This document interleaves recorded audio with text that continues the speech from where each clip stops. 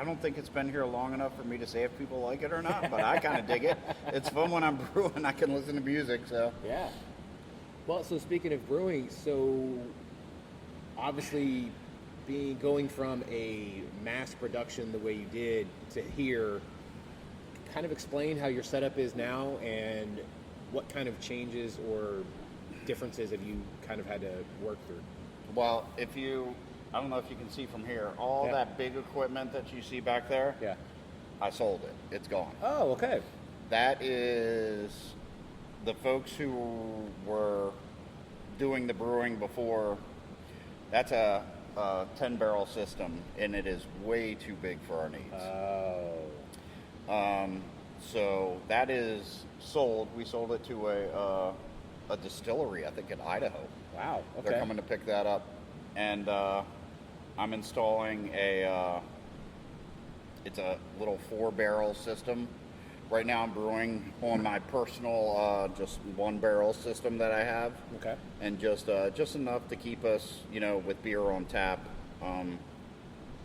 But I bought a little 4-barrel system, and that's really all we need. Yeah. Just enough to. We're not trying to distribute. We're not trying to. We just want to be a nice hometown place to go, and it's so refreshing compared to what I was doing. I mean, I was, brewing 240 barrels of Dallas Blonde a day, and it just, the corporate bullshit I could not deal with any longer. Yeah, I know that game. And so I actually, while I was still at Deep Ellum, I was kind of moonlighting here and brewing on the side, and they never admitted it, but I know they found out about it, and we kind of butted heads, so we parted ways, I'll put it that way. Yeah, I remember you saying, you were talking to me about it after we got done recording. I didn't want to tell anybody, so I didn't. Yeah. And then, not too long after that, you were gone. And I was like, oh, okay then. That was a lot faster than I thought. Yeah, I mean, and not to harp on Deep Ellum, but it really makes me sad. There's I could see the writing on the wall. I've been saying it since they closed, what was it, Oscar Blues down there in Austin. Yeah.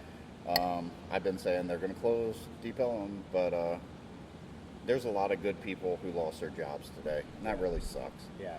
And a lot of people I know, and so as much as I want to be like, haha, I told you so, like, yeah, it's kind of... You don't want people and friends out of jobs. Yeah. Yeah, exactly. Like it's a double-edged sword for me. Yeah. Like I feel a little vindicated, but then I feel like, well, a lot of good people are in a really shitty situation now, and I feel bad for them. Yeah. No, I mean, obviously we hope everybody lands on their feet and ends up finding an even better job and something that is more fulfilling for them and not so corporate. Yes. Yeah. Yes. Which is a shame, because Deep Ellum was, it used to be a great place. Right. And Monster ruined it. I'm going to say it. Thanks, Monster. Worst. Well, so now that you have more freedom over here with your beers, what beers have you been working on? And I mean, I'm drinking the peanut butter stout right now, which is delicious. Oh, thank you. Yeah. I've been working on I have notebooks of recipes. Yeah. I am a lunatic when it comes to writing recipes, and I'm trying to do it. It's weird because people in Denison, I've learned that their beer tastes are a little bit different than what I was used to. Oh. Even brewing at Steam Theory, like, they don't like hops out here. Oh, really? Like, so they're like, oh, well, I want an IPA, but don't make it hoppy. Right. I'm like, what? So that's why I made, the Smash IPA. So it's, it's not as bitter. Right. For those that don't understand what a Smash IPA is, can you please explain it? Smash is, it's basically an acronym. It's single malt and single hop. There you go. But they also like, at least the folks I've spoken with, they tend to be more into the maltier style. The the European styles of beer. Interesting. Especially, I mean, even my owner. Like, if you look over there, there's that fancy tap deal over there we just rebuilt. My owner actually was I think she got it in Belgium, if I remember correctly. And she found it in an antique store and brought it over. Okay. And so now we're brewing Belgian beers. I have Belgian wit in the tanks right now. That's amazing. Yeah, and basically just so we can pour it from that tap. I don't know. We're just having fun. Like anything that I think of that I'm going to do, I have a recipe for a big hazy that I've been wanting to try with a New Zealand yeast and some New Zealand hops that I've never used before. I have a real big wee heavy that I brewed a while ago. Okay. That I put in a tank and am kind of forgetting about and letting it age. And you know, that's the cool thing about Becca is she trusts me enough to talk to people and kind of feel them out and then kind of make the beers accordingly. And she's not looking over my shoulder. Right. Yeah. Which I imagine is a gigantic relief Yes. for you. Yeah. So I want to go back to the New Zealand hops and yeast. I feel like that is becoming way more popular. Where did that start? Because I first heard about it over at Lakewood. They were messing with something, and then now I just hear about it everywhere. I'm not sure where I mean, I assume it started in New Zealand. Well, obviously, but like, how did it become more of a prominent thing over here in the? I don't know. I got talking to a guy who owns it's called Michigan Hop Alliance. Okay. His name's Bryan, and he had told me about this New Zealand blend that his hop company had done called Newzilla. And I mean, it smells amazing. And I ordered some, and I was trying to figure out what I wanted to brew. And then there's a yeast called Cosmic Punch, Right. that is supposed to really accentuate those flavors. And so I was able to get my hands on all of it, and that's where we're going. I'm not exactly sure where it started, but Interesting. anything different sounds fun to me. Of course, yeah. Anything different is always fun to mess around with and figure out what you can and can't do with it. That's right. Yeah, that's the science part of brewing, which is I think also fun. That's like going back to the Smash. We were like the Smash IPA that I have on. I had never used those Sasquatch hops ever. Right. I just really like the name. They're Canadian, Right. and I was like, "This sounds cool. Let's do it." And so I was able to get my hands on a few pounds of it, and was able to brew it. And it's just in a small place like this, I'm able to.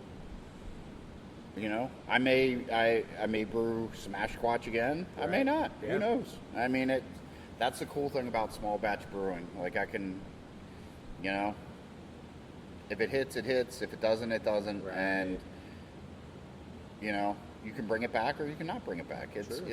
There's so much more flexibility. It's a breath of fresh air after what I've been dealing with. So do you see? Well, so there's obviously some good that has obviously come out of you coming from Deep Ellum. I guess seeing what does and doesn't work, especially because you guys would do random things in the tap room, and then you would see what hits and what doesn't hit. But then there also is the year-long beers that you always have to make, or the seasonal ones. Do you see yourself maybe getting not in that groove, but kind of that mindset of, all right, well, this seasonally maybe we can do this, this, and this, and then this one I want to do year-round, or definitely like our blonde. People are drinking our blonde faster than I can brew it. So that's why we are upgrading our brew house. We're going right now. Once we have this 10-barrel monstrosity in here that we don't need. But I got a little 3.5-barrel system, so we'll be able to do basically 3 times the amount of what I'm doing right now. Wow. And it'll just make it easier. But beers like that are definitely, they're staple beers. Yes.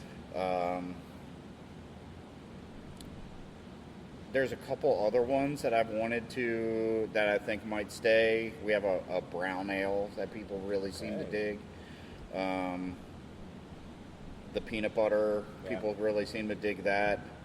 But I'm also going to be doing just a lot of just, like you said, seasonal stuff. Like the one I'm drinking is the leftover from our St. Patty's. It was my dry Irish stout. I was curious about how that was tasting. And we had an Irish red on there till that was gone. Until I asked for it and it wasn't there. And what else? Like I'm planning on, we're going to do a margin for Oktoberfest. Oh, yeah. We're going to do, even when I was at Steam Theory, my favorite thing to do was I used to do a winter warmer right around, to be released around, right after Thanksgiving for New Year's and Christmas. So I'm going to bring that. Like the Black Friday kind of everybody does. Yeah, Yeah. I'm going to bring that back again. Nice. Yeah, it's just so much fun with the small batch brewing that I can, I can wake up and have an idea and brew it, and I don't have to wait for somebody to tell me yes. Like if I want to do it, I'll do it, and that's it. So. Well, and then you also talked about how you see you're wanting to have more European beers, so that one just opens the world up, pun intended, for all kinds of different recipes. Oh, exactly. I mean, it's I personally like to drink more of the European styles myself. They're more sessionable. They're better. Not better, but they're just more traditional. They're doing the same recipe for centuries, and it works. So yeah. So I mean, there's only I got to the point where when I would go into local breweries, they would have 10 IPAs on tap. Yeah. And like 2 stouts and, maybe a lager. Maybe a law, and I'm trying to do, I really liked our mindset when I was at Steam Theory at Steam Theory, we had 24 taps, so we did everything under the sun. Here I have 10, and I'm trying to do the same thing. So I have, I have an IPA, I have a blonde, I have a sour, I have, a stout, I have a milk stout. I will have a hazy IPA shortly. We'll have a Belgian wit. I mean, I'd like to think that I just want to be a little bit more diverse. Yes. Like, I don't know, nothing against anybody else, but course, I mean, it's, there's only so many IPAs I can drink. Yeah. So many variations of dry hopping I can take. It's just, it gets a little boring to me after a while. So I can understand that. Yeah, I mean, Celestial is probably one of the best IPA makers in the DFW area. I'd agree with that. When you go there, it is mostly IPAs. And so if you're not an IPA fan, or they do have most of the stouts as well, some stouts. Most of their stouts sell out in under 2 minutes, so you're not getting them in the tap room anyway. But it would be nice if they had a little more diversity when it came to what they do have in their tap room, even though they do make the best IPAs. Yeah, they definitely do. Like, it was funny. I mean, because I made, a little Berliner Weiss. And I don't know if anybody in Denison had ever tried a sour beer before. And some people come up to me and they're like, that, I mean, it's a little weird. I don't know, it's not for me. And I'm like, well, okay, then don't drink it. Yeah. But then there's some folks who come in here and then they're like, holy crap, this is really good. And I'm really into traditional things when it comes with beer. So I actually I did a bunch of research on the Berliners and found that I found a little German grocery store online. Oh. And bought, it's called Woodruff syrup. Okay. And then their version of a raspberry syrup. and traditionally that's what they add